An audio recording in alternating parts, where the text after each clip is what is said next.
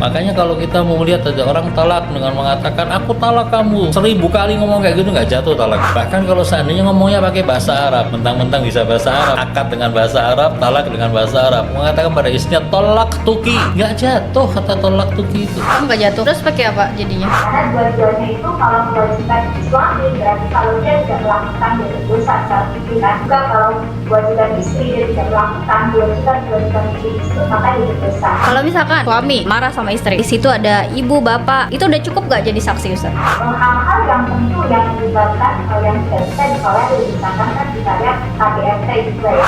Saya pernah menyaksikan diri gitu ya. Dia datang dengan kondisi sudah berubah. Duda itu bukan hanya janda yang punya pukulan mental dalam dari talak, duda pun juga mengalami. Kenapa ketika ditanyakan kenapa kok bisa terjadi seperti ini? Kenapa kok bisa melemparkan ke istrimu asbak ke istri? Ketika dia berbicara, dia nggak bisa ngerem suami, kesadarannya setipis tisu. Kalau seandainya si perempuan nggak hadir, ditalak gitu saja, bukankah ini zalim? Ya, mencederai hak perempuan. Mencederai hak perempuan, saya setuju. Wah ya. Rumah tangga itu adalah tempat belajar, sekolah seumur hidup juga. Suami juga bagaimana belajar untuk mengendalikan emosi sehingga tidak terjadi kekerasan. Perempuan bisa melakukan tuntutan cerai dengan dua cara. Begini, saya ini paling berat kalau suruh bicara soal talak. Iya. Saya lebih suka bicara soal pernikahan daripada talak.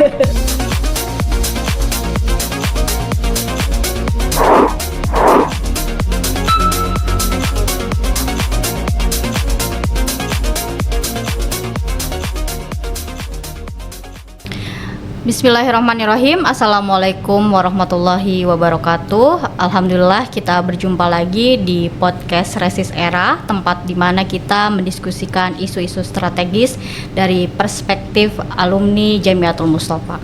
Hari ini kita akan membahas sebuah tema yang sangat lumayan sensitif karena kita akan membahas tentang talak dan juga tentang kesaksian, di mana dua tema ini sangat relevan kita bahas. Alhamdulillah sore hari ini kita sudah kehadiran dua narasumber. Yang pertama ada Ustadz Hafiz Alkaf MA. Beliau adalah pengajar fikih, kemudian beliau juga pernah menjadi direktur IRIB tahun 2001 sampai 2012, kemudian pernah menjadi ketua alumni Ikatan Jamiatul Mustofa tahun 2018 sampai 2021. Beliau juga pernah menjadi Dewan Syuro Ahlul Bait Indonesia tahun 2019 sampai tahun 2024, dan juga menjadi Dewan Penasihat Ikmal alumni Ikatan Alumni Jamiatul Mustofa tahun 2024 sampai 2027. Nah, selamat sore Ustadz. Assalamualaikum. Waalaikumsalam warahmatullahi. Alhamdulillah bisa kedatangan antum di sini, sebuah kehormatan untuk podcast Iqbal tentu saja. Dan narasumber yang kedua ada Ustadzah Ais Daryati MA. Beliau adalah pengurus Ikatan Alumni Jamiatul Mustofa di bidang perempuan, anak dan keluarga tahun 2024 sampai 2027. Beliau juga aktif menjadi dosen di Mustofa Open University. Beliau mengampu mata kuliah keluarga dalam Islam. Selamat sore Ustadzah Ais Daryati. Selamat sore. Iya. Ya, alhamdulillah Ustazah, terima kasih banyak sudah berkenan hadir di podcast Iqmal sore hari ini. Ustazah sekarang lagi di Malang ya Ustazah ya? Ya. Oke ya, iya karena Ustazah di Malang jadi kita menggunakan Zoom untuk merekam podcast Ustazah Ais Daryati. Baik, mungkin kita mulai ya Ustadz dan Ustazah.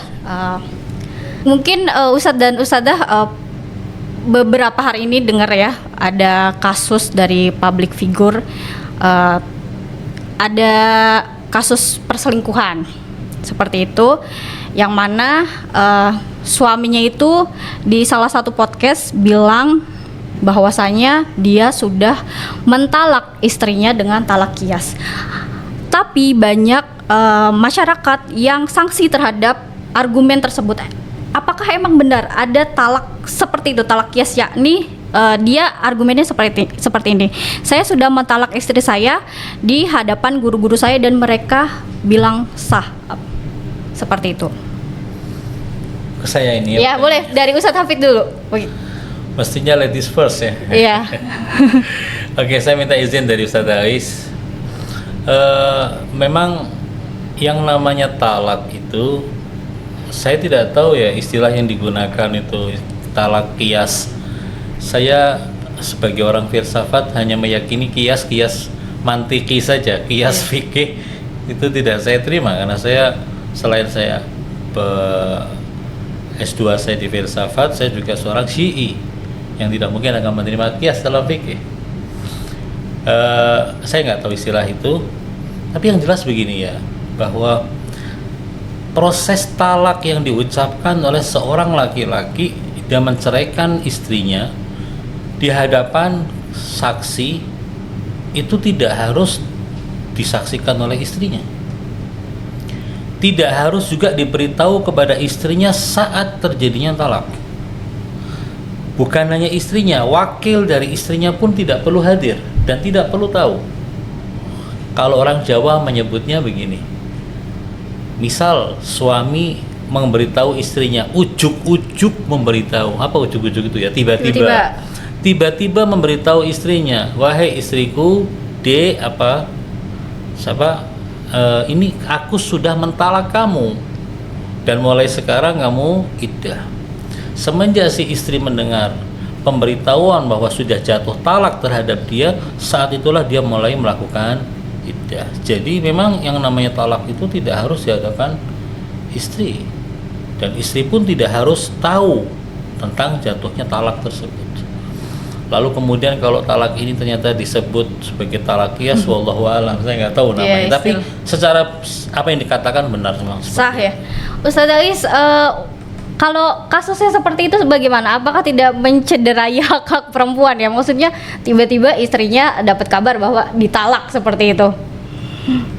Terima kasih, pertanyaan juga Ustaz Hafid. Yang tadi kan kalau secara hukum sudah beliau sampaikan ya, ada juga kan perbedaan dari sisi hukum umum ataupun yang tadi dari hukum fikih ahliya, tentunya ada perbedaan juga dari sisi syarat dan sebagainya. Nah, sekarang kita berbicara tentang hak perempuan, tentu di sini bahwa ketika kita berbicara tentang sebuah hukum, kita kan melihat hukum itu secara universal ya, antara satu dengan lain itu kan ada saling kaitan. Kalau misalkan kita hanya melihat sisi hukum satu saja secara parsial, misalkan kayak contoh saja masalah hukum waris ya, warisan perempuan dapat setengah laki. Kita kalau fokus di satu hukum itu saja, itu memang secara kasat mata dohir itu diskriminasi ya, kok perempuan cuma setengah gitu kan. Tapi yang kita lihat hukum ada hukum yang lain gitu, kita hubungkan misalkan bahwa betul perempuan ya dapat setengah, tapi kan dia tidak ada kewajiban nafkah, dia juga tidak ada kewajiban mahar dan sebagainya gitu. Ataupun kalau dia pilih sendiri. Jadi kita dengan talak ini gitu, kita melihatnya talak itu kan dia ada talak melepaskan ya. Kan kalau nikah namanya akad itu kan dari ikatan ya. Ikatan akad gitu kan, secara bahasa itu memang dalam hukum ya, itu kan akad itu artinya yang punya untuk hak talak menjatuhkan anak itu kan suami, dia yang nikah, makanya akad. Kemudian talak itu dari talak itu kan melepaskan ikatan, berarti kan yang melepaskan ikatan itu yang mengikat. Itu secara ini ya, yaitu tadi suami. Tapi kan ada tentunya ada di sini memang istri tidak disyaratkan untuk hadir ketika misalkan sudah syarat-syarat ada sakit dan sebagainya, maka secara hukum dasar maka sah itu hukum talak itu sendiri. Tapi tentunya kan di sini kita melihat bahwa melihat hukum itu secara universal. Jadi secara satu dengan lain saling berhubungan. Tadi akad itu apa itu bukan, kemudian talak itu apa.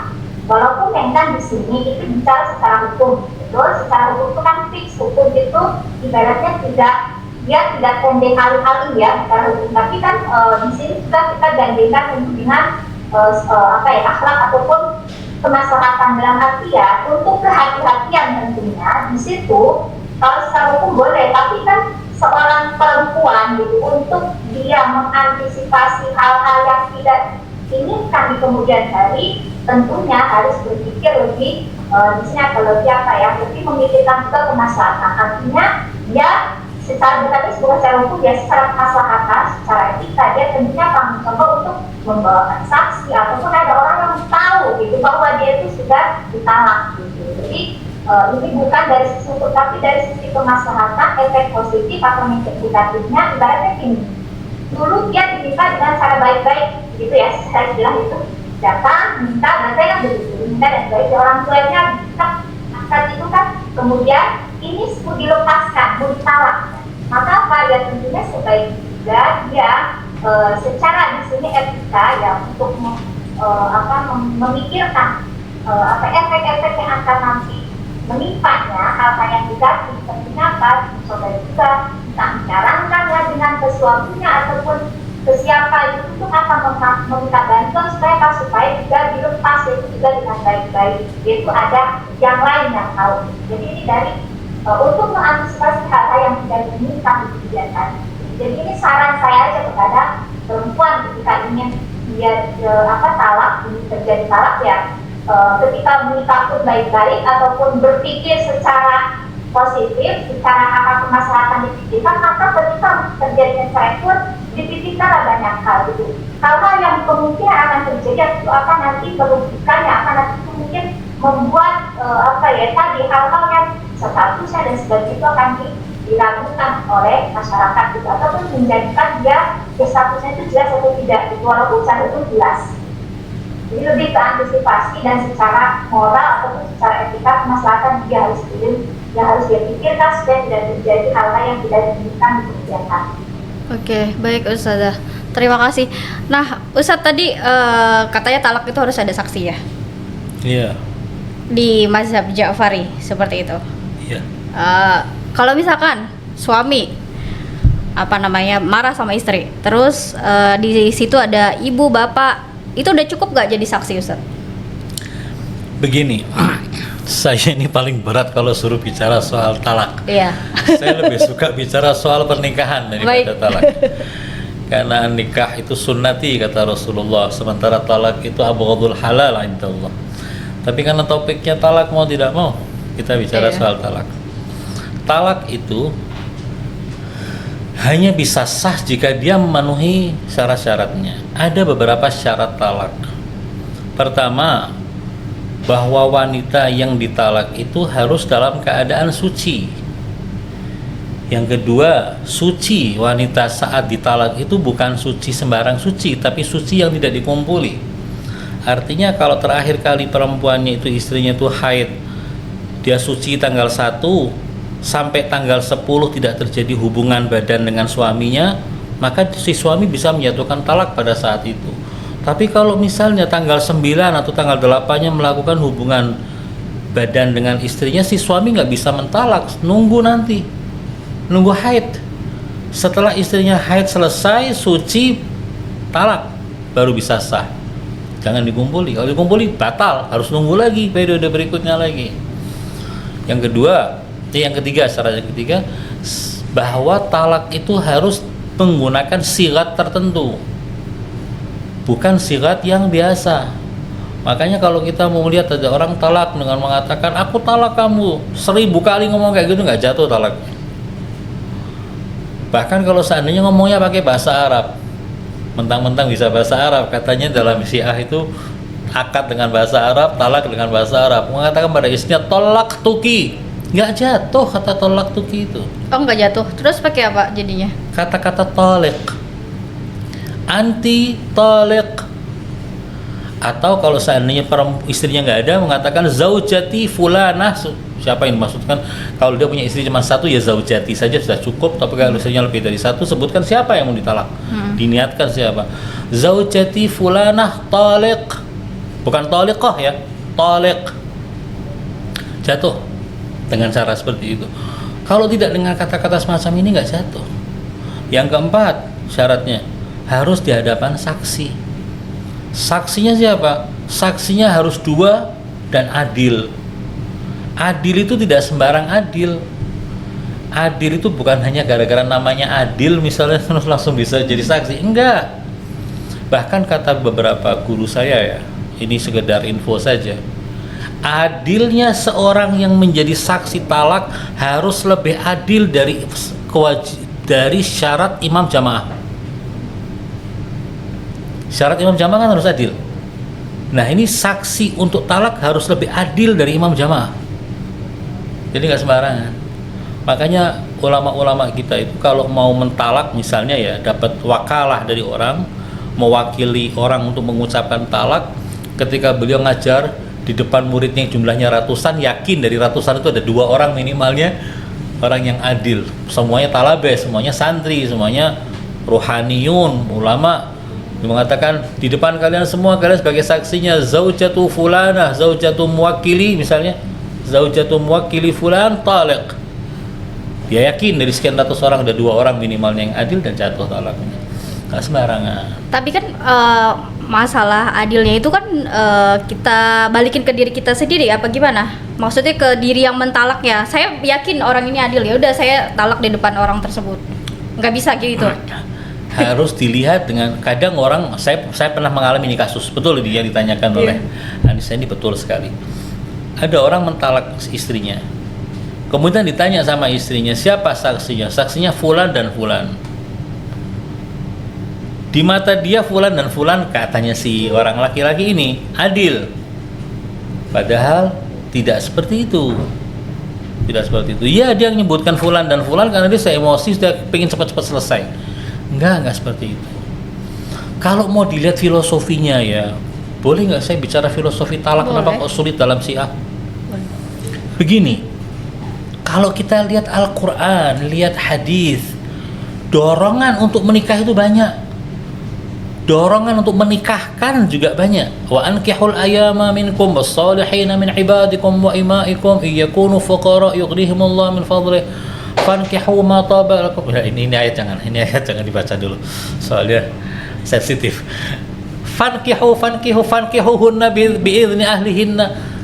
Jadi ini pernikahan ini dianjurkan. Al-Quran, hadis Nabi mengatakan an-nikah sunnatul anbiya. An-nikah sunnati. Ada lagi man tazawwaj faqad ahraza nisfa dineh. Dorongan nikah banyak, tapi kalau talak jangan talak. Talak itu mengguncang aras ilahi, abghadul halal indallah at-talak. Yang satu dianjurkan, yang satu ditahan. Karena itu menurut kita, menurut mazhab kita, yang dianjurkan harus lebih mudah. Nggak pakai saksi pun nggak apa-apa, dipermudah. Tapi yang dilarang ini yang dipersulit supaya jangan sampai terjadi, karena dampaknya talak sangat besar sekali. Ya semua tahulah, mungkin di sekitar kita ada orang-orang yang talak, anak-anaknya bagaimana?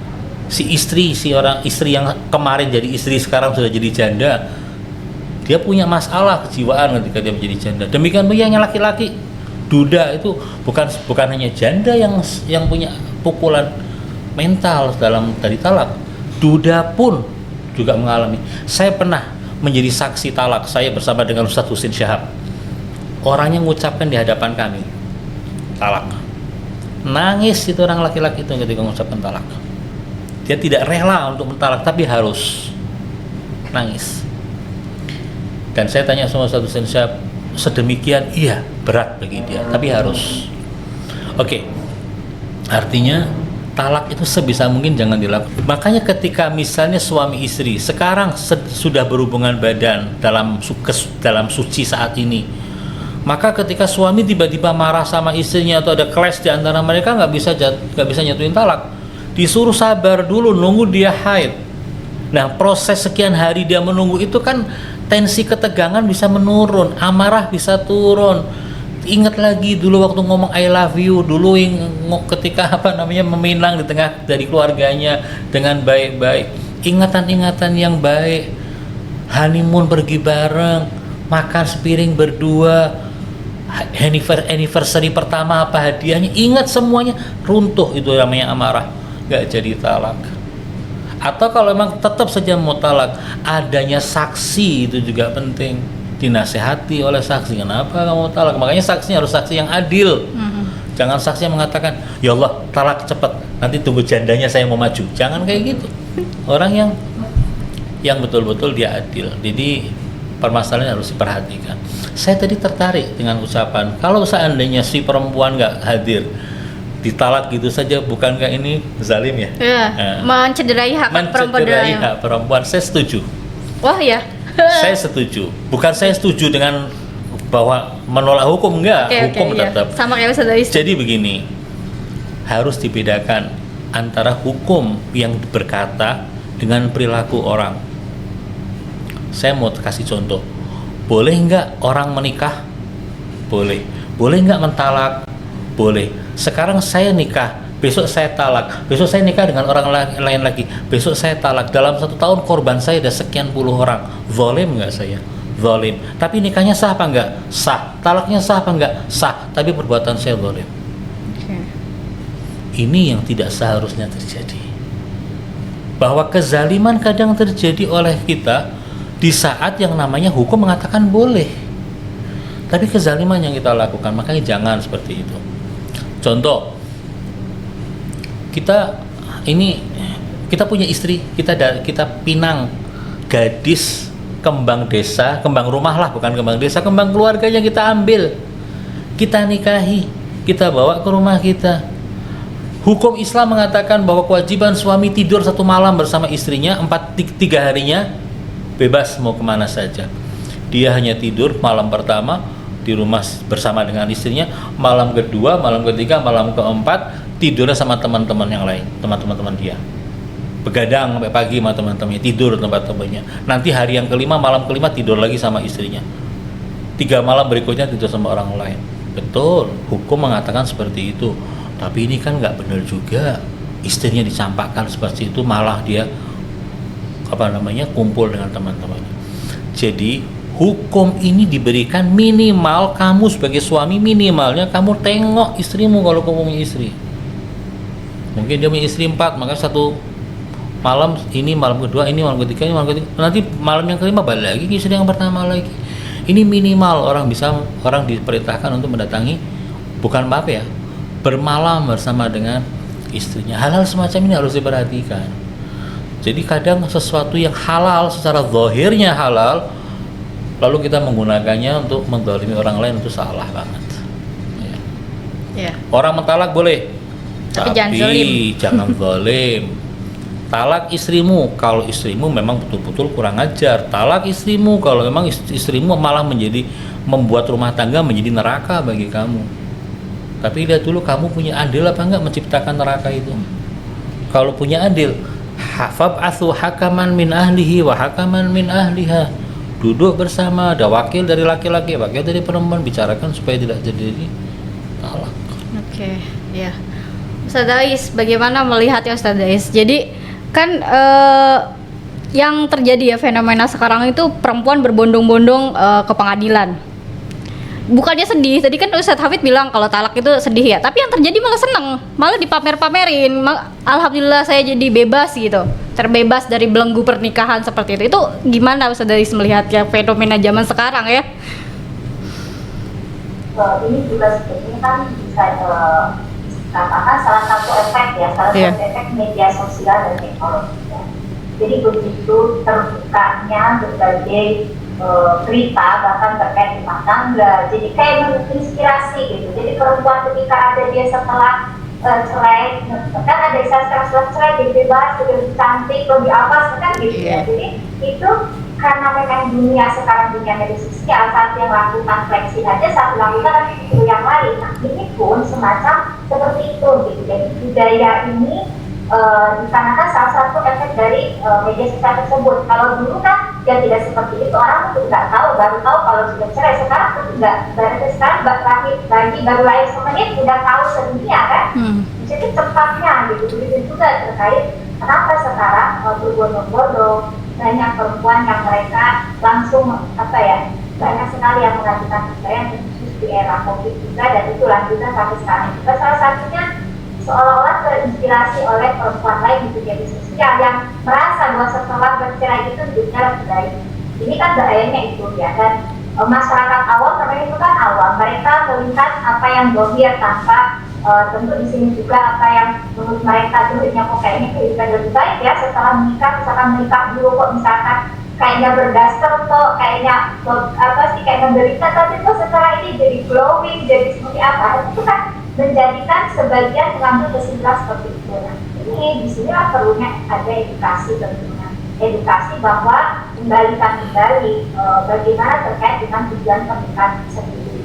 Makanya kan disebutkan bahwa Ustaz Abu kan sudah bilang bahwa kenapa di dalam Al-Quran ini kan kalau nikah lebih banyak ya, sementara kan talak sedikit gitu, bahkan disebutkan yang paling dibenci di situ, karena memang di situ bahwa terkait dengan talak ini banyak sekali efeknya, bukan hanya terkait si perempuan itu saja, nanti masa depan anak ataupun juga banyak hal yang harus terjadi setelah adanya talak. Dan inilah perlunya edukasi lewat media sosial lagi gitu, bahwa tidak selamanya rumah tangga yang mungkin sebagian berpikir rumah tangga masuk ke penjara gitu kan, tidak seperti itu gitu kan, tapi bagaimana membangun rumah tangga yang di situ kembali melihat lagi niatnya ya. Pernikahan adalah sebuah perjalanan ibadah seumur hidup kan gitu. Perjalanan ibadah lain kayak sholat paling berapa menit ataupun dari yang lain kan waktu tidak lama, tapi pernikahan ini adalah ibadah seumur hidup, otomatis belajarnya pun ya untuk memperbaiki kualitas pernikahannya, relasinya, bahkan semua aktivitas pernikahan supaya dia mencapai tujuan kita kan sakinah mawaddah warahmah. Itu kan proses, bukan waktu cepat. Mungkin ada 5 tahun, 10 tahun, 15 tahun mencapai sakinah mawaddah warahmah, tapi di sini bagaimana hal ini kembali nih kita melakukan edukasi, isinya juga penyadaran kepada perempuan bahwa tidak semudah itu langsung ketika sudah cerai masalah selesai. Nanti anak-anak belum berarti nanti nikah lagi ada masalah lain lagi gitu. Dan itu juga menurut saya kenapa ya hak talak itu juga pertama kan di laki-laki. Biasanya coba nih, perempuan itu kan emosional, itu ini tentu Allah menciptakan berdasarkan maknya ya, pasalnya bahwa perempuan karena perannya ibu maka dia sisi emosionalnya lebih dibanding laki-laki kan gitu. Akan tetapi tentu ketika tidak menempatkan tidak baik, makanya kenapa kan biasanya perempuan nih ada kesal dikit keluar kata-kata itu loh, dikit udah kata-kata cerai itu dengan mudah diucapkan, mungkin bisa berapa kali itu, mungkin seminggu itu keluar katanya itu. Kalau misalkan itu hukum cerai yang diumum, tentunya itu akan dengan mudah mungkin cerai, karena perempuan dengan mudah perasaan itu bisa berubah, tiba-tiba dikasih bunga yang hanya marah jadi dulu lagi dan seperti itu. Nah inilah yang kita harus terus ya mengedukasi terkait dengan tujuan pernikahan itu apa, kemudian juga apa yang di media sosial itu tidak semuanya tentu ya teknologi ada sisi positif, ada sisi negatif seperti diskon itu tergantung fenomena yang ada bahwa berbondong-bondong ke pengadilan, berbondong-bondong tentang menggugat perceraian ya, bahwa mereka merasa bahwa itu sudah untuk mencapai sebuah kemerdekaan. Itu salah satunya adalah efek dari adanya media sosial. Tentunya di sini kan media sosial yang teknologi itu di samping ada efek positif tapi ada juga negatif. Salah satunya ketika ada budaya yang buruk maka dengan mudah kita akan menyebar ke masyarakat, termasuk masalah pernikahan atau perceraian ini yang sekarang seolah-olah kita lihat memang di media sosial itu, misalkan nih kita lihat bahwa yang dulu mungkin dia kehidupannya sulit atau bagaimana berdasar setelah dia bercerai menjadi glowing, bahkan ibaratnya menjadi ya secara materi dia misalkan menjadi lebih secara dan sebagainya. Sehingga ini Terima kasih Ustadz Ais, menarik sekali tadi apa yang sudah dibicarakan. Kita beralih lagi ke Ustadz Hafiz. Nah Ustadz, ini kan hak talak ada di laki-laki. Perempuan bisa nggak dikasih nggak hak sama Allah buat menggugat laki-laki? Misalkan dia udah muak sama pernikahannya, laki-lakinya misalkan KDRT dan lain sebagainya, itu gimana? Bisa lepas nggak perempuan? Iya, perempuan bisa melakukan tuntutan cerai dengan 2 cara. Satu, dia mengajukan gugatan cerai. Gugatan cerai itu bukan berarti bahwa dia akan melakukan khulu, enggak. Dia menggugat cerai, artinya dia minta cerai. Aku enggak kuat lagi hidup dengan laki-laki yang semacam ini. Suamiku sudah bau, ya, ngoroknya kenceng, kerja enggak, mulutnya busuk, ya. Kan ada laki-laki kayak gitu. Sholat nggak bisa aku tinggal dengan orang yang semacam ini, hidup bersama dengan orang semacam ini. Laporkan kepada hakim syar'i. Hakim syar'i nanti akan melakukan proses. Di Indonesia kan ada juga seperti itu ya. Kita bicara secara hukum syar'i, kemudian kita bicara juga secara hukum apa yang berlaku di Indonesia. Di Indonesia juga berlaku semacam itu. Istri mengajukan gugatan kepada pengadilan, suamiku seperti ini dan aku tidak bisa hidup dengan dia.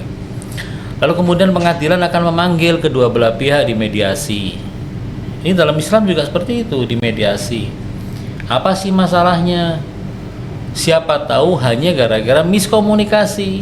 Kalau ada miskomunikasi ya dibetulkan, disambungkan supaya tidak putus, bisa saling kesepahaman, balik lagi ke rumah. Dan banyak kok kasus orang yang mau cerai dengan adanya mediasi semacam itu, mereka nggak jadi cerai. Nah, kalau memang sudah tidak berhasil juga mediasi, barulah di situ hakim meminta kepada si laki-laki untuk menceraikan. Wahai fulan, tuntutan istrimu sudah tepat, ceraikan dia. Kalau si laki-lakinya mengatakan aku tidak mau menceraikan, bagaimana? Haknya kan ada di tangan dia. Hak di tangan dia. Di sini hakim syar'i, karena Islam tidak mungkin akan mengajak kepada kebuntuan, hakim syar'i bisa menyatukan talak terhadap si perempuan itu. Jadi haknya si laki-laki bisa diambil oleh hakim syar'i untuk menyatukan talak kepada si istri tersebut. Itu tentunya kalau hakim syar'i sudah mengatakan ini sudah saatnya untuk talak, nggak bisa dipertahankan. Biasanya kalau KDRT atau suaminya itu kecanduan narkoba, peminum, ini sudah bagi hakim syar'i sudah saatnya untuk mentalak. Cara kedua adalah dengan mengajukan khulu. Yang tadi dikatakan istri sudah benci banget. Perceraian itu ada 3 macam kan. Ada talak. Ada talak yang kedua namanya talak khul'i. Ada namanya talak mubarat. Kalau yang umum di Indonesia itu, yang bukan di Indonesia, yang umum diketahui oleh orang itu adalah talak khul'i. Apa itu khul'i? Si wanita mengatakan kepada hakim syar'i, wahai hakim syar'i, aku sudah nggak suka sama suamiku. Minta dia untuk menceraikan aku, maharnya aku kembalikan. Di Indonesia mahar murah ya. Ya, di Indonesia mahar murah. Ya. Ada yang pakai seperangkat alat sholat. Dulu saya nikah dengan Rp10.000. Zaman sekarang mungkin tarifnya sekitar 500.000, 1 juta ya. Tapi kalau di luar negeri kan enggak. Mahal yang namanya mahar itu. Si istri mengatakan, wahai hakim syar'i, maharku akan aku kembalikan kepada si suami, tapi minta dia untuk menceraikan aku. Ini namanya talak khul'i. Selain dia sudah membenci si suami dan sudah tidak mau lagi untuk hidup dengan si suami, dia memberikan imbalan atas talak yang dijatuhkan oleh si suami. Dan itu disaksikan oleh hakim, diminta kepada hakim. Prosesnya hakim akan memanggil laki-laki itu, ini istrimu mengajukan khulu. Kamu mau menceraikan apa enggak? Aku enggak mau. Loh, maharmu dikembalikan loh. Kata dia enggak mau, maharku 10.000, 100.000. Di sini si istri bisa mengatakan, aku tambahin 100.000 mahar, aku tambahin 10 juta. Kalau si suami mengatakan, oke, kalau gitu aku ceraikan. Tapi ketika itu dia ucapannya sudah bukan lagi anti talik atau zaujati talik. Khala'tuki wa anti talik. Aku khulu kamu dan kamu terceraikan. Ada tambahan itunya. Pertanyaan, bedanya apa antara talak seperti ini dengan talak yang tadi? Kan dua-duanya kan si suami yang harus mentalak. Yang kedua pun khulu, si suami yang harus mentalak. Bedanya begini. Kalau talak yang pertama, kalau si hakim yang dalam talak pertama tadi, hakim mengatakan pada suaminya, hei suami, ini istrimu dalil-dalil untuk pisah sudah kuat, kau ceraikan saja. Lalu suami mengatakan, ya sudah kalau gitu, aku ceraikan. Siapa yang menceraikan? Si suami. Hak untuk rujuk kepada istri, si suami masih punya. Misal ini, tanggal 1 Januari, dipanggil sama hakim, kata hakim, ini dalil-dalil istrimu sudah cukup kuat. Sudah cukup kuat. Maka lebih baik kau ceraikan. Istri si suaminya sadar, ya udah kalau gitu aku ceraikan, anti talik, selesai. Suatu hari, 2 hari, 3 hari, seminggu, 2 minggu berikutnya, suaminya nelpon pada istrinya, Dek, aku sudah latihan dalam 20 hari ini untuk tidak melakukan apapun yang kamu benci. Aku sudah tidak minum, aku sudah tidak apalagi itu narkoba, aku sudah sekarang sholat, aku sudah kerja, aku sudah berusaha untuk tidak ngorok misalnya tidurnya. Jadi semua yang kamu benci aku sudah lakukan dan berusaha untuk memperbaiki. Dek, balik yuk. Lalu si istri mengatakan, benar mas, sudah dilakukan. Iya, kamu bantu aku untuk memperbaiki. Lalu kemudian si suami datang kepada istrinya, roja'tuki, aku rujuk kepadamu, boleh. Gak pakai akad lagi. Bahkan tidak pakai kata roja'tuki, pakai perbuatan juga bisa. Misal, boleh nggak orang laki-laki yang bukan mahram mencium seorang perempuan yang bukan mahramnya? Nggak boleh. Nggak boleh. Kalau suami boleh nggak? Boleh. Boleh. Nah ini laki-laki ini yang mantan suami yang baru cerai 20 hari datang ke rumah istrinya, mencium istrinya dengan niat rujuk. Sah rujuknya, nggak usah pakai akad. Kalau yang huluk tadi, si suami mau nangis pakai bahasa Jepang pun tidak bisa dia kembali. Kenapa? Rujuk. Karena yang Ya, permintaan dari perempuan sudah ada imbalannya, talaknya itu istilahnya hak talak itu sudah dibeli sama si istri. Kecuali si istri ngomong gini sama suaminya, mas, balikkan mahar yang sudah aku berikan kepadamu, ya. Nggak rujuk. Huluknya aku batalkan. Nah, ketika huluknya dibatalkan dan apa yang diberikan oleh istri kepada si suami dikembalikan kepada si istri, sekarang talaknya milik siapa? Milik si suami. Berarti suami bisa rujuk. Iya. Ya, selagi masih dalam iddah. Jadi intinya si istri bisa untuk mengajukan gugatan cerai, tapi tetap talak ada di tangan suami. Oke. Ada lagi talak yang ketiga, nggak usah saya sebut, nggak usah saya jelaskan, Nggak tapi apa-apa, satu lagi, Ustaz. namanya mubarat.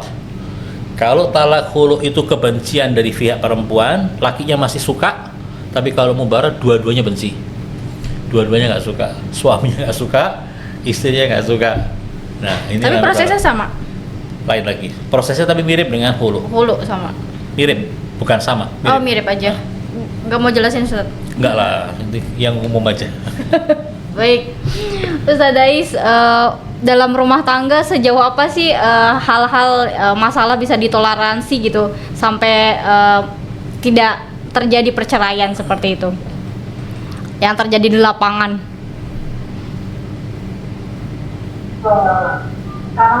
Halo? Iya, halo. Jelas ya? Iya, jelas. Itu kan kita lihat ya bahwa kalau kita melihat dalam rumah tangga ataupun banyak kasus yang terjadi yang kebetulan sering konsultasi berkita, ada beragam sih ya, ada yang memang yang KDRT juga ada, ya, ada KDRT, ada juga yang memang dia sudah, ada yang tidak menafkahi juga, ada nafkah lahir itu sendiri sandang makan. Kemudian juga ada yang tadi karena masih menggantungkan jadi belum dia sudah misalkan data juga melalui Shanti masih belum mencukupi laporannya atau dan sebagainya sehingga sampai sekarang itu masih juga belum dan belum cerai gitu kan, dia masih bergantung posisinya padahal udah berapa tahun termasuk mungkin yang khawatirnya memang yang kalau terjadi seperti ini memang khawatirnya itu yang mesti dikhawatirkan bisa terjadi ada beberapa kan gini ya bahwa kalau misalkan laki-laki bahkan ketika dia beristri itu kan masih bisa menikah kan gitu kan, tapi kalau perempuan kan masih dia statusnya istri meskipun mungkin setahun 2 tahun digantung posisinya tidak ini selama dia masih istri orang belum cerai kan dia tidak mungkin untuk menikah. Sementara kita lihat juga ada beberapa kasus bahwa misalnya ketika misalkan di usia masih usia yang bisa dikatakan yang muda dan jaraknya itu pernikahannya terjadi hal seperti itu, tentu itu akan membutuhkan keimanan. Mesti ada kebutuhan pastinya ya, kebutuhan kalau laki-laki tentu sudah terpenuhi, tapi perempuan kan tidak bisa kalau tidak mungkin yang dikhawatirkan misalnya kalau terjadinya seperti itu. Tapi tentunya kalau kita berbicara tentang rumah tangga secara keseluruhan, ada kesalahan. Kan kita kembali pegangan kita itu dalam rumah tangga itu kan tentu ada hukum fikih ya. Di situ yang mengatur hak dan kewajiban suami, kemudian juga kewajiban istri, kemudian juga yang mengatur tentang hak-haknya. Jadi hak dan kewajiban, karena dua-duanya itu kalau kewajiban suami berarti kalau dia tidak melakukan dia berdosa secara fikih kan, hukum fikih. Begitu juga kalau kewajiban istri dia tidak melakukan kewajiban fikih tersebut maka dia berdosa. Nah, ada juga tentu di sini yang hal-hal yang tentu yang menyebabkan yang tidak bisa ditolerir, misalkan kan kita lihat KDRT juga ya, KDRT yang saya pernah menyaksikan diri ya, yang menyaksikan diri itu memang dia datang dengan kondisi sudah lebam, tapi terkadang ini ada satu kasus ya yang saya pernah hadapi. Jadi ada satu kasus, jadi istrinya memang datang, kemudian dia memang sudah lebam-lebam, sudah datang. Kita coba untuk komunikasi gitu kan. Ternyata ketika ditanyakan kenapa kok bisa terjadi seperti ini, kenapa kok bisa kau melempar helm ke istrimu Aska, kok melayang semua gitu kan. Akhirnya ternyata ketemulah penyebabnya itu bahwa istri ketika dia berbicara dia nggak bisa ngerem, jadi terus aja ya. Si suami kesabarannya setipis tisu. Jadi ibaratnya dia bilang saya nggak itu tadi istri saya nggak berhenti untuk bicara gitu kan, sementara saya nggak tahan gitu kan, akhirnya secara otomatis apa yang ada di depannya itu dia lempar ke istrinya. Jadi ada beberapa memang yang kasus seperti itu yang betul itu perlu kita didik bagaimana istri juga kita didik bahwa harusnya seperti apa ketika komunikasi ya. Harus memahami bahasa komunikasi pasangan karena rumah tangga itu adalah tempat belajar, sekolah seumur hidup gitu kan. Begitu juga suami juga bagaimana belajar untuk mengendalikan emosi sehingga tidak terjadi kekerasan. Di situ istri itu bukan untuk menjadi ajang boxing untuk tinju, tapi bagaimana dia sebagai kowang. Dan kowang itu kan bukan hanya konflik, tanggung jawab tempat bersandar.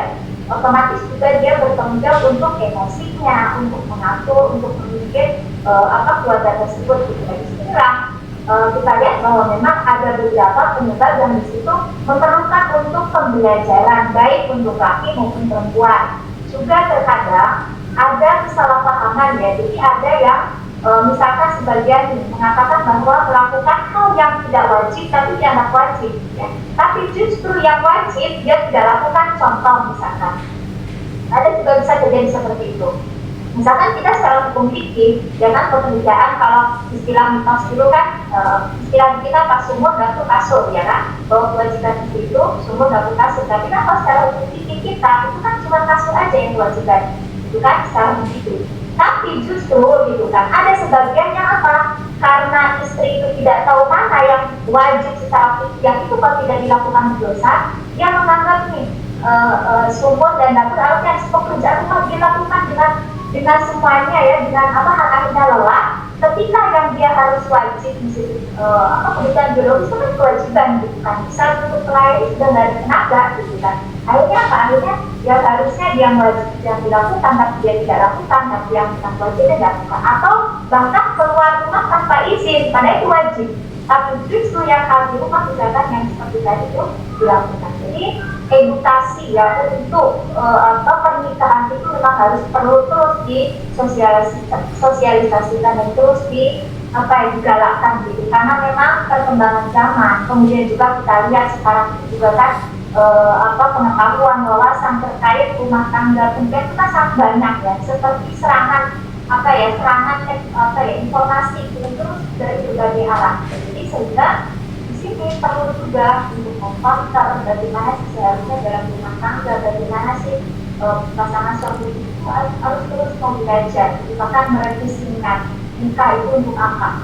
Nggak apa-apa 10-20 tahun, 30 tahun kita kembali lagi kita untuk apa yang mungkin baru paham dan sadar sekarang untuk apa nikah ini, baru paham bahwa misalkan bahwa bagaimana kelebihan dan kekurangan masing-masing pasangan masing-masing gitu kan. Jadi itu kan terus untuk belajar, untuk digalakkan ya di dalam pernikahan itu gitu, sehingga akan meminimalisir juga tadi di komunikasi kita sendiri tentu ya, karena kebetulan kan saya juga tuh di bidang keluarga juga di komunitas ya, di organisasi komunitas kita tahu juga nih dari ujung misalkan dari seluruh wilayah permasalahan apa yang sering terjadi gitu. Nah, misalkan ada satu wilayah ada masalah ekonomi terjadi perceraian, ada satu wilayah karena suaminya nikah lagi, ada satu wilayah itu karena tadi suaminya misalkan tidak bertanggung jawab. Jadi ada faktor ini yang itu harus kita, khususnya kan Islam ini adalah sebagai sebuah kumpulan belajar yang bisa dan belajar yang tentu menjadi rujukan termasuk dalam pernikahan. Itu apa? Terus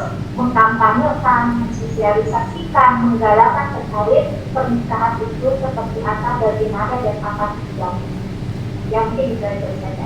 Oke, baik, terima kasih Ustadz Ais atas penjelasannya. Nah, kita kembali lagi ke Ustadz Hafiz terkait tadi talak ya. Talak itu harus ada saksi. Nah, kalau zaman sekarang kan kita bisa berkomunikasi lewat media online, media daring seperti Zoom, WhatsApp, video call dan lain sebagainya. Apakah talak bisa dilakukan dengan media-media seperti itu? Teks bisa nggak Ustadz? Teks WhatsApp? Nggak bisa ya? Karena harus ada lafaz ya. Ya, menarik. Perkembangan zaman, perkembangan teknologi memang akan selalu diikuti nanti ke depannya oleh fatwa ya. Apakah kemudian fatwa akan membenarkan ataukah tidak? Begini, ulama-ulama kita itu cenderung untuk melakukan ihtiyat. Ihtiyat dalam arti kehati-hatian, karena kita berbicara tentang hukum yang Allah maukan. Hukum itu kan berasal dari Allah lewat wahyu Al-Quran atau lewat wahyu lewat lisan Nabi Muhammad SAW dan juga lewat lisan para a'immah ma'sumin alaihimussalam. Nah, sehingga kalau seandainya ada satu hukum yang disampaikan oleh para imam harus seperti ini dengan konteks misalnya zaman itu, lalu zaman ini berbeda, itu para ulama tidak serta-merta langsung akan mengatakan iya boleh silakan gitu, enggak. Dia akan ihtiyat dulu, akan ihtiyat. Misal ini yang sudah zaman sekarang sudah terjadi ya. Alat tukar menukar dalam perdagangan itu kan emas dan perak, dirham yang perak, dinar yang emas. Orang beli sesuatu dengan dinar atau dengan dirham. Nah sekarang ternyata orang beli sesuatu dengan apa? Uang. Dengan uang, dengan kertas. Padahal kertas itu kalau nggak dikeluarkan oleh Bank Indonesia, masuknya tong sampah, nggak ada orang yang ngambil. Sebagaimana kertas bungkus gorengan, nggak ada orang yang ngambil oleh tong sampah. Lalu sekarang coba ada kertas yang dikeluarkan Bank Indonesia itu dari tong sampah, rebutan orang.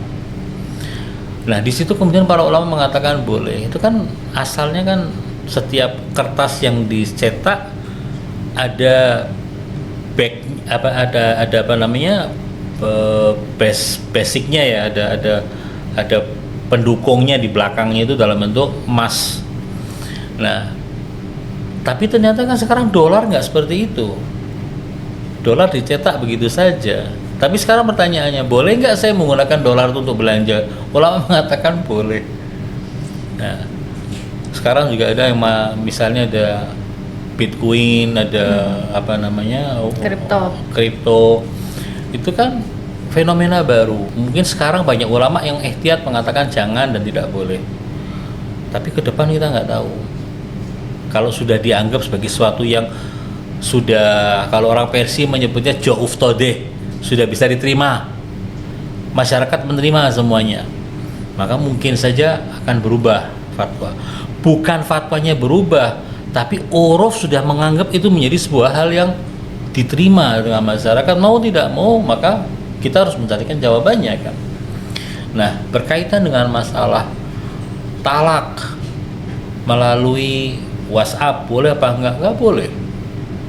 WhatsApp dengan tulisan maksud saya ya, dengan teks atau SMS, boleh apa enggak? Enggak boleh. Karena apa? Talak itu harus diucapkan. Boleh menggunakan teks, boleh menggunakan tulisan kalau orang itu gagu, nggak bisa ngomong, bisu, baru dia bisa menggunakan isyarat atau menggunakan tulisan. Tapi kalau selagi dia masih bisa ngomong harus diucapkan. Itu yang pertama. Yang kedua, oke lah, tidak bisa dengan tulisan, boleh nggak jarak jauh? Misal istrinya ada di Jakarta, si suami yang mau menceraikan ada di London, teleponan, ya mana kumpulkan keluarga kamu semuanya, aku ceraikan, fulanah talek, sebutkan melalui telepon, video call ya, kayak sekarang kita zoom kayak gini nih, saling tatap menatap kayak gini, boleh nggak? Para ulama mengatakan kehadiran seorang istri dalam talak nggak harus. Tadi kan sudah kita bahas ya awal. Iya. Masalahnya adalah saksi ketika si suami mengucapkan talak, ada nggak di sampingnya suami? Kalau ada, sah. Saksi yang memenuhi syarat ya, yang adil. Ada 2 saksi di situ atau lebih menyaksikan talak, sah.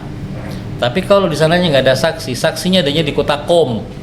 Saksinya di Qom, yang mentalak ada di London, yang ditalak ada di Jakarta.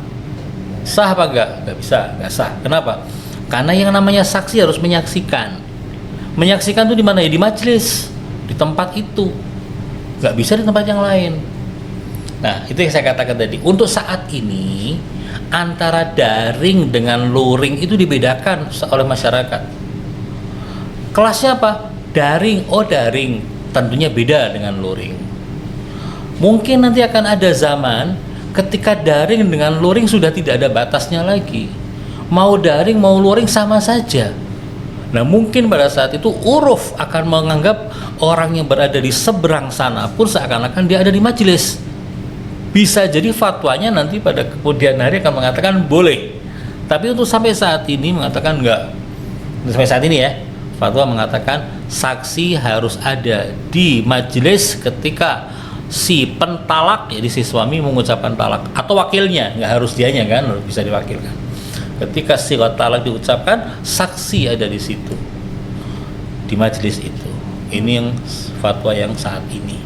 Baik, iya. Kalau Ustadzah Ais melihat ini bagaimana Ustadzah?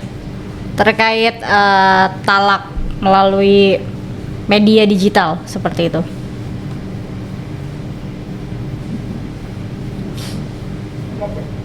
Tadi sekarang sudah disampaikan oleh Ustaz ya, itu kalau kita lihat tadi kan kembali ke masalah efek ya, coba efeknya tadi kan sudah misalkan syaratnya itu terpenuhi kalau untuk daring, tapi di satu majelis dengan yang bermalam itu kan sah secara hukum, harus di satu majelis yang bersaksi.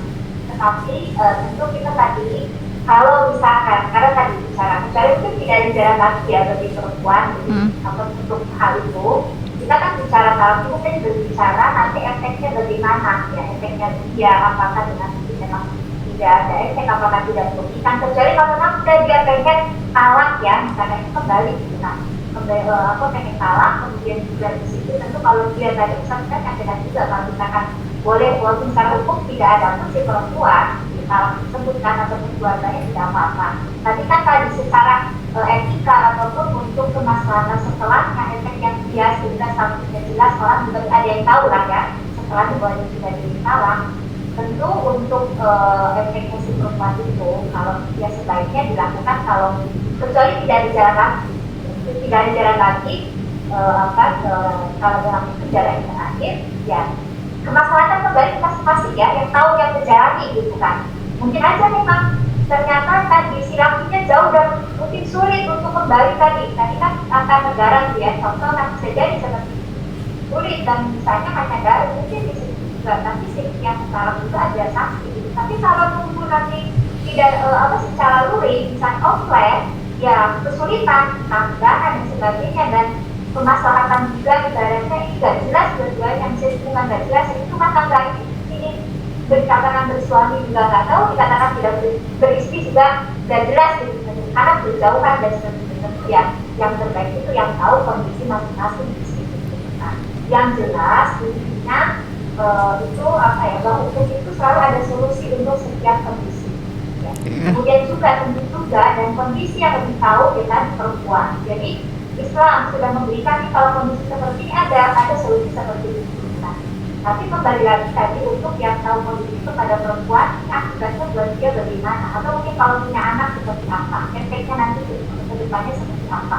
Apakah itu akan memberikan efek negatif atau tidak? Itu tiap orang, tiap perempuan akan berbeda gitu kan. Yang jelas apalagi sekarang kan yang muda si laki misalkan dia juga bisa berbicara dengan sultan dia sebelum mentalak dari jarak jauh misalkan ke keluarganya, mungkin bicara baik terus menyerahkan ya secara etika gitu, karena dulu kan meminta kemudian menyerahkan istrinya sebelum kemudian setelah talak itu sebagai etika, itu bahasa etika. Tentu kan sekarang itu bukan suatu alasan untuk tidak bisa melakukan lagi walaupun dimanapun berada, karena tadi bisa Zoom, bisa bahkan video call. Jadi kalau menurut saya itu adalah suatu solusi yang memang salah satu solusi yang harus ada, dan itu kembali ke keadaan perempuan, kondisi perempuan itu sendiri dan kondisi mereka terkait dengan efek setelah dari talak tersebut.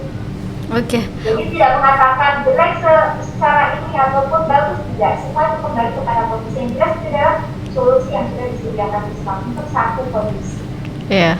Sebelum ke Ustadz Hafiz, mungkin saya mau nanya juga ke Ustadz Awis terkait apakah kan ada yang bilang bahwa talak itu alat untuk menekan perempuan secara emosional, karena kan talak bisa 3 kali ya Ustadz ya, sampai jadi bain itu kan 3 kali. Nanti kan talak, kemudian rujuk, talak lagi, rujuk, itu kan jadi kayak alat untuk menekan emosional gitu, emosional si perempuan ya, seperti itu. Apakah memang seperti itu Ustazah?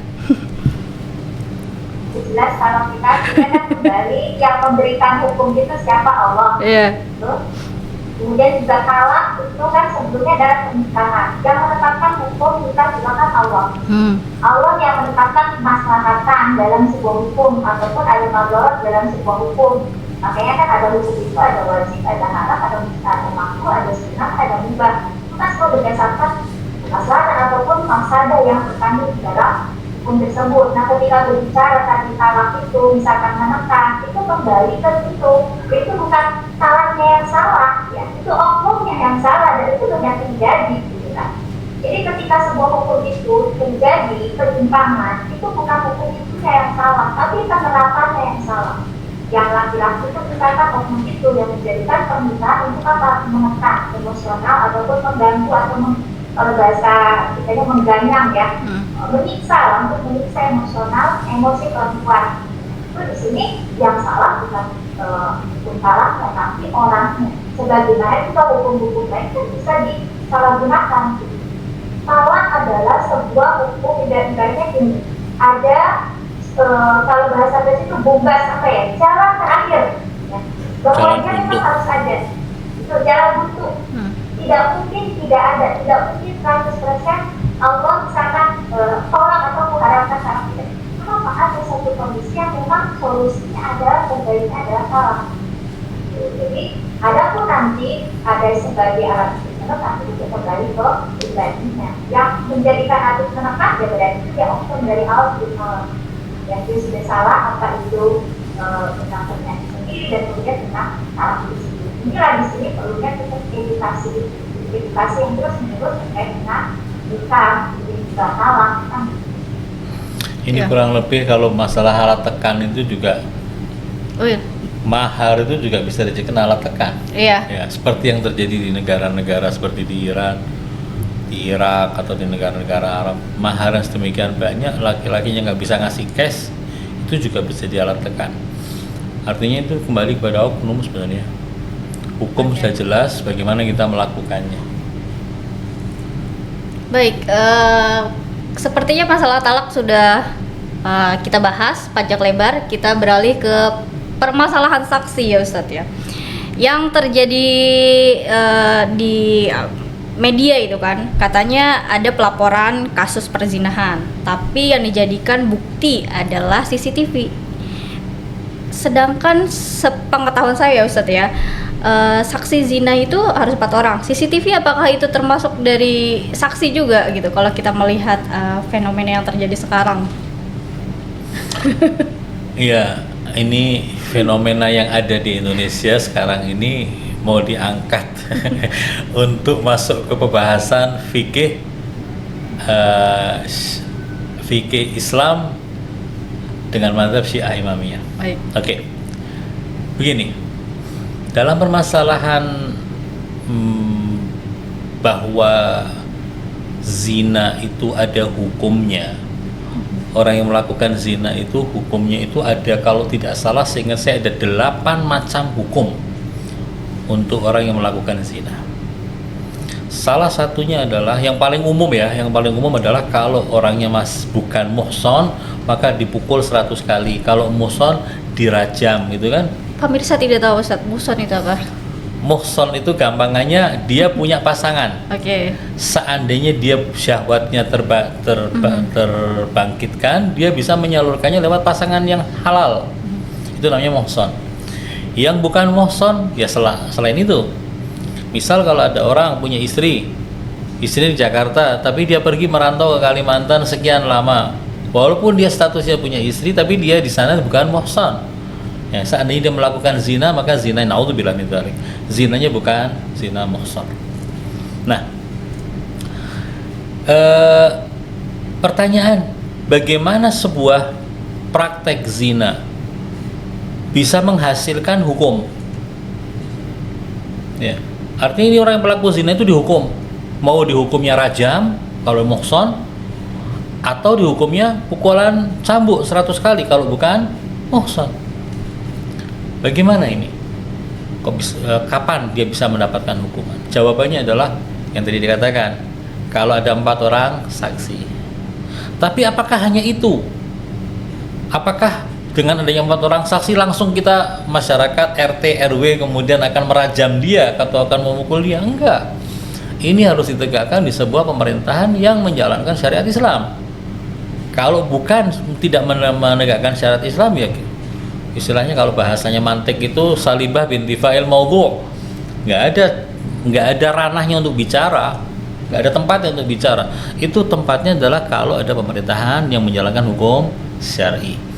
Nah, ketika ada menjalankan hukum syar'i berarti ada hakim syar'i. Hakim syar'i.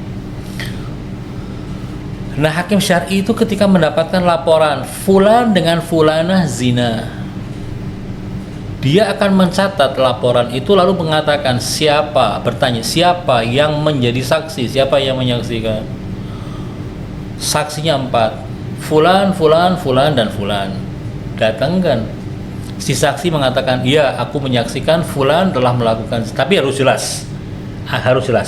Aku menyaksikan dia berzina dengan si fulan, walaupun mungkin tidak disebut namanya, fulan dengan foto fulan dengan berzina dengan si fulan jam sekian hari ini tanggal sekian di tempat fulan. Tempatnya harus disebutkan jelas. Nggak boleh ragu-ragu.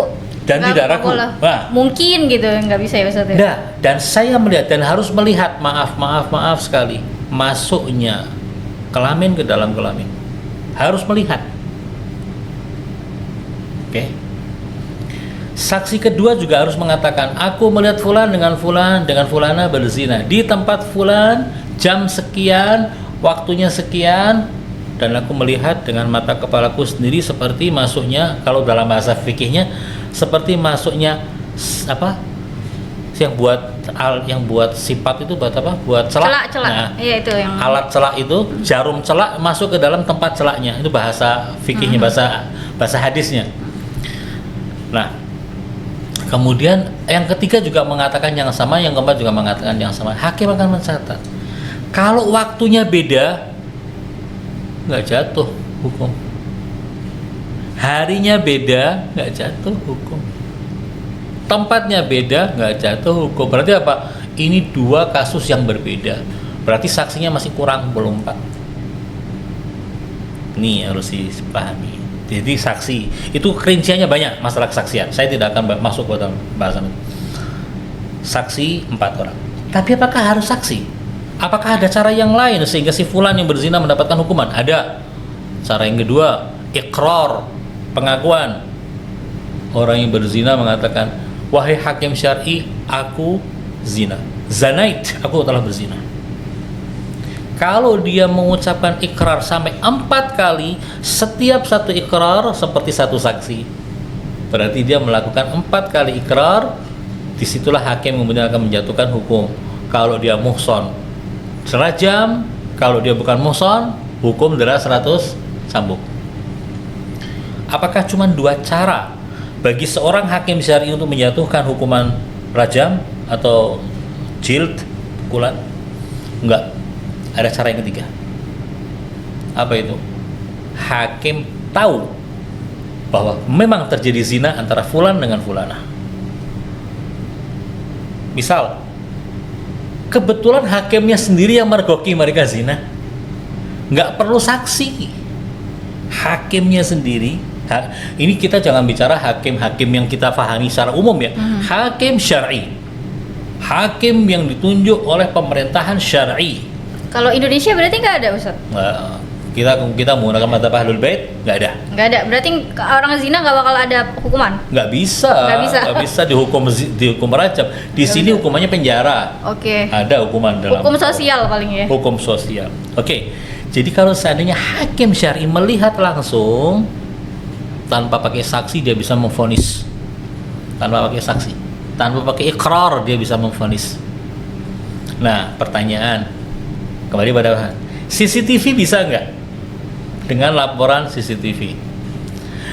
Kalau CCTV berarti kan bukan saksi. Kalau CCTV kan berarti bukan ikrar, pengakuan. Tinggal yang ketiga. CCTV ini bisa memberikan ilmu kepada si hakim. Ilmu itu artinya pengetahuan yang tidak ragu lagi. Apakah CCTV itu bisa memberikan pengetahuan kepada si hakim secara yakin bahwa memang terjadi zina antara fulan dengan fulana? Kalau CCTV itu dengan digital forensiknya sudah diakui dan dikukuhkan bahwa ini memang perzinahan fulan dengan fulana, dan hakim sudah bisa meyakini itu, maka hakim bisa menjatuhkan vonis. Disitulah para ulama, misalnya seperti ulama Ayatullah Makarim Syirazi mengatakan CCTV kalau memang valid bisa untuk dijadikan sebagai Udah ada alat. fatwanya, Ustaz? Ada, Ayatullah Makarim ada. Oh, kalau rahbar belum? Kalau rahbar saya belum melihat, tapi sangat mungkin karena masalah itu tidak untuk menjatuhkan vonis kepada seorang pezina itu tidak hanya dua jalannya, tidak hanya ikrar dengan kesaksian, tapi juga ada ilmu hakim.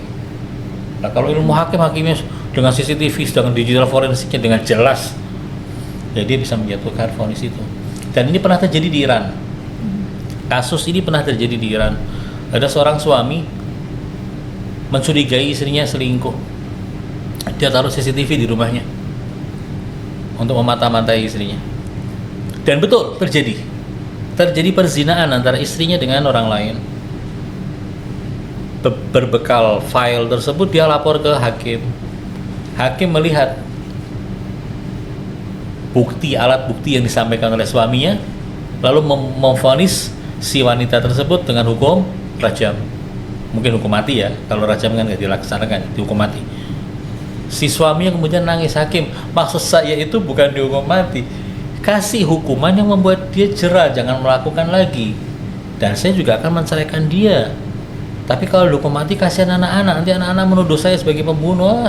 Tapi maksud saya menceritakan ini adalah bahwa di Iran pun sudah dilakukan hal semacam itu, dan di sana menggunakan pemerintahan Islam kan, hakim atau yang menghakimi di situ kan juga ada sertifikat dari yang di atas, dari yang mujtahid, bahwa dia bisa untuk menjadi hakim.